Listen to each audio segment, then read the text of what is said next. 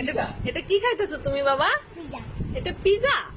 এটা পিজা না তো বাবা, এটা হলো চিতই পিঠা। মজা লাগে বাবা? মজা লাগে তোমার? তোমার বাবার মধ্যে এটা প্রিয়? হ্যাঁ এটা কি তোমার প্রিয় পিঠা? হ্যাঁ কি পিঠা এটা? চিতই পিঠা। প্রিয় পিঠা? মজা?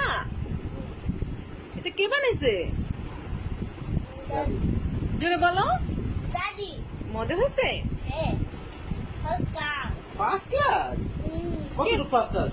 First class, first class, first. ওরি ওরি এই পিঠাটা এইভাবে খাইলে তুমি? এইভাবে খায় রেখে দাও তুমি? এইভাবে? কেন এইভাবে খাও কেন বাবা? এইভাবে খাইতে মজা লাগে?